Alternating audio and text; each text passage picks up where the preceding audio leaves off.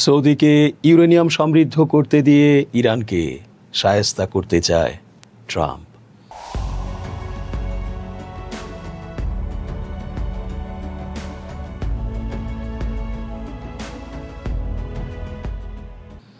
আসসালামু আলাইকুম দর্শক, কেমন আছেন?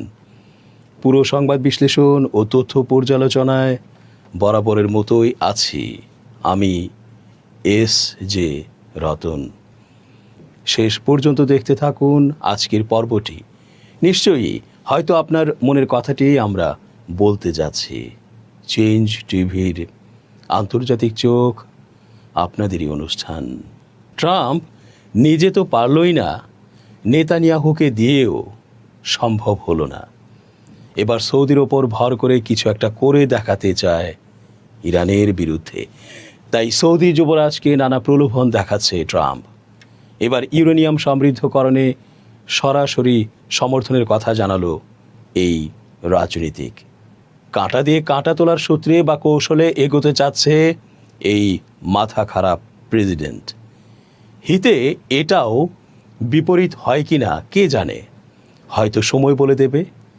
ইতোমধ্যে ইরানও যেমন হামলা অব্যাহত রেখেছে আশপাশের মার্কিন ঘাঁটিগুলোতে, একইভাবে আমেরিকাও ইরানকে শায়েস্তা করতে উঠে পড়ে লেগেছে।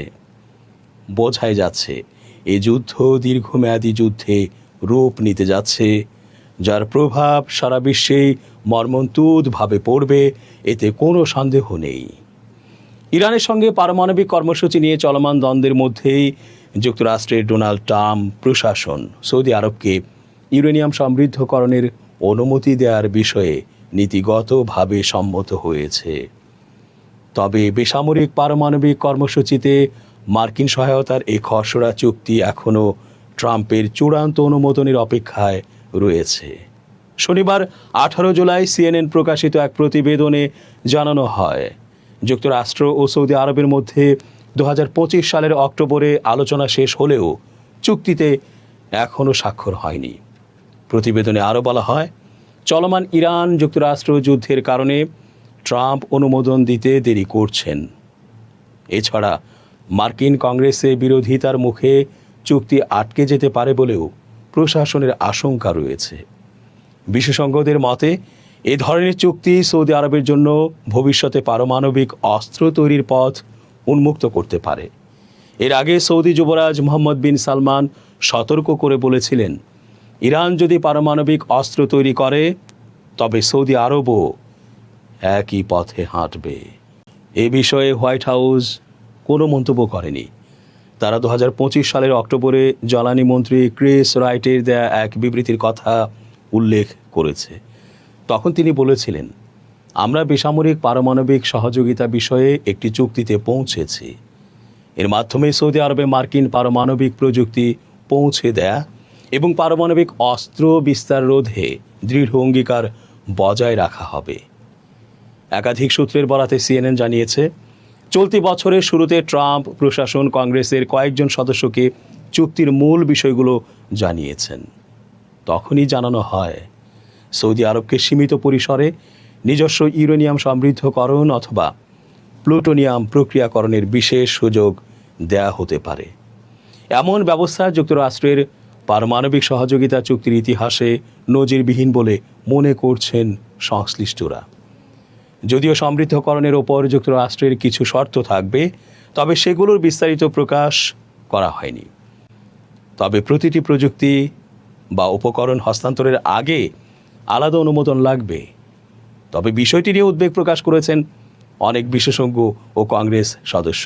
তারা বলছেন, এটি 2009 সালে সংযুক্ত আরব আমিরাতের সঙ্গে যুক্তরাষ্ট্রের করা পারমাণবিক সহযোগিতা চুক্তি থেকে সম্পূর্ণ ভিন্ন।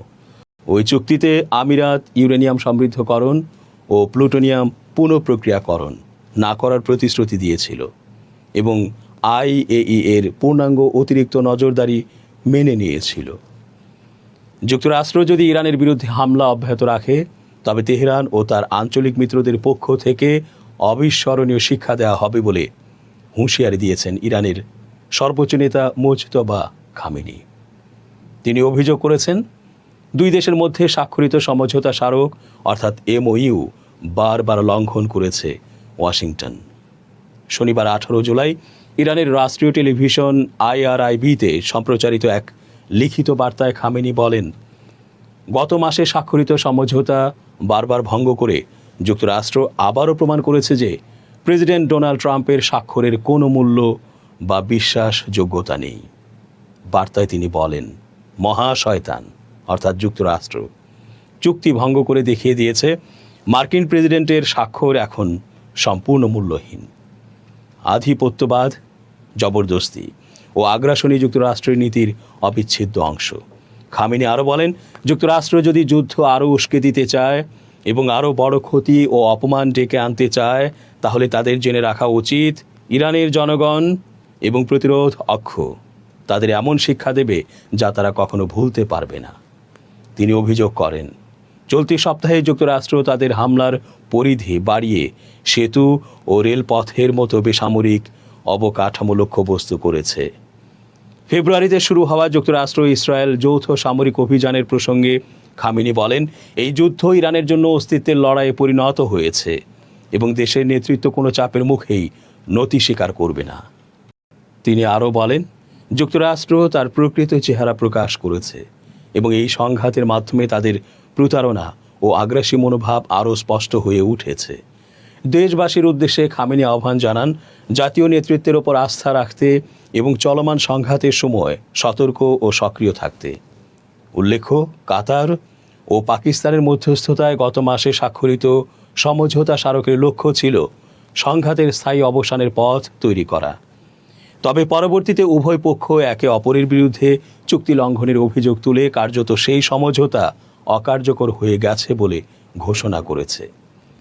ইরানের পররাষ্ট্র মন্ত্রণালয়ের মুখপাত্র ইসমাইল বাঘাই বলেছেন, যে দেশ একসময় নিজেকে সন্ত্রাসবাদের বিরুদ্ধে লড়াইয়ের প্রধান প্রবক্তা হিসেবে তুলে ধরেছিল, তাদের সর্বশেষ অর্জন এখন বেসামরিক সেতু ও অবকাঠামো ধ্বংসের দৃশ্য প্রকাশ করা। যুক্তরাষ্ট্র সন্ত্রাসী গোষ্ঠীর মতো আচরণ করছে, খবর ইরনার। রোববার 19 জুলাই সামাজিক মাধ্যম এক্সে দেয়া এক পোস্টে বাঘাই দাবি করেন, গত 16 জুলাই চাবাহার বন্দরের নৌ নিরাপত্তা ও নৌ চলাচল তদারকির একটি বেসামরিক স্থাপনায় ইচ্ছাকৃতভাবে হামলা চালিয়ে ধ্বংস করে যুক্তরাষ্ট্র।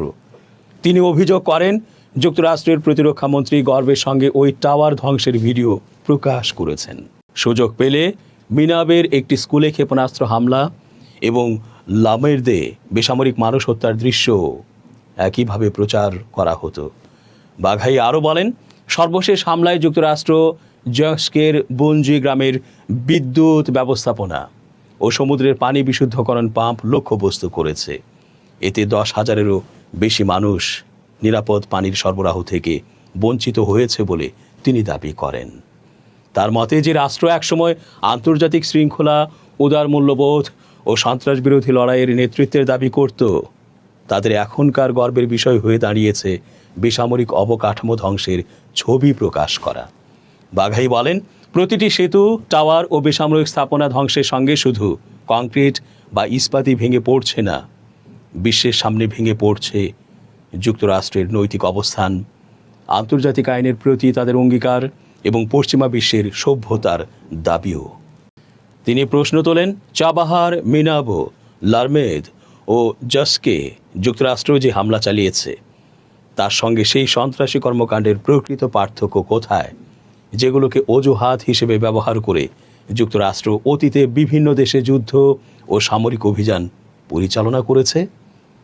ইরানের সেনাবাহিনী জানিয়েছে, যুক্তরাষ্ট্রের সাম্প্রতিক হামলার জবাবে কুয়েতে অবস্থিত মার্কিন সামরিক ঘাঁটিগুলোতে নতুন দফায় ড্রোন হামলা চালানো হয়েছে। খবর মেহের নিউজ এজেন্সির। রোববার 19 জুলাই প্রকাশিত এক বিবৃতিতে ইরানি সেনাবাহিনী জানায়, আন্তর্জাতিক চুক্তি লঙ্ঘন এবং ইরানের বেসামরিক এলাকায় যুক্তরাষ্ট্রের হামলার প্রতিক্রিয়ায় ভোর থেকেই এই সামরিক অভিযান শুরু হয়। বিবৃতিতে বলা হয়, ইরানি ড্রোন কুয়েতের ক্যাম্প বোয়েরিং ঘাঁটির মার্কিন গোলাবারুদের গোদাম এবং আলী আল সালেম বিমান ঘাঁটির সামরিক সরঞ্জাম ও সেনা সদস্যদের হ্যাঙ্গার লক্ষ্য করে হামলা চালায়। এই দুটি স্থাপনায় দ্বিতীয়বারের মতো আঘাত হানা হয়েছে। ইরানি সেনাবাহিনী জানায় তাদের সামরিক অভিযান দেশে শতাব্দী প্রাচীন ইতিহাস এবং জনগণের সুরক্ষার জন্য পরিচালিত হচ্ছে। একই সঙ্গে তারা ইসলামী নীতির প্রতি অঙ্গীকার পুনর্ব্যক্ত করে বলেছে, ইরান কখনো অন্যায় করে না এবং অন্যায়ের কাছে আত্মসমর্পণও করে না। এই নীতিকে সামনে রেখে ইরানের সশস্ত্র বাহিনী দেশ এবং মানবতার শত্রুদের বিরুদ্ধে প্রতিরোধ অব্যাহত রাখবে।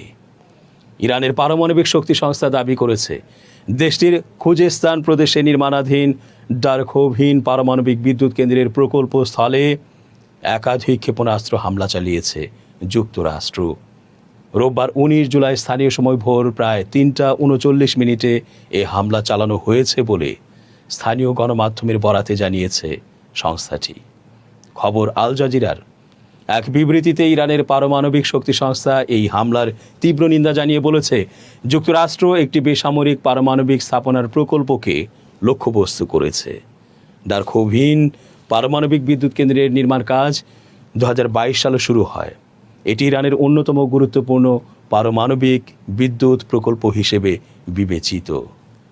তবে এ ঘটনায় সম্ভাব্য ক্ষয়ক্ষতি, হতাহত বা প্রকল্পের উপর হামলার প্রভাব সম্পর্কে তাৎক্ষণিকভাবে বিস্তারিত কোনো তথ্য প্রকাশ করা হয়নি। এছাড়া যুক্তরাষ্ট্র এ বিষয়ে তাৎক্ষণিক কোনো মন্তব্য করেনি। এর আগে ইরানের খুজেস্তান প্রদেশের আহজাব এলাকায় যুক্তরাষ্ট্রের একটি MQ-9 ড্রোন শনাক্ত করে ভূপাতিত করা হয়েছে। IRGCর দাবি অনুযায়ী ইরাক সীমান্ত সংলগ্ন পূর্ব খুজেস্তান অঞ্চলের আকাশে ড্রোনটি প্রতিহত করা হয়। যুক্তরাষ্ট্রের বিমান বাহিনীর তথ্য অনুযায়ী MQ-9 একটি দূর নিয়ন্ত্রিত মানববিহীন আকাশযান বা ড্রোন।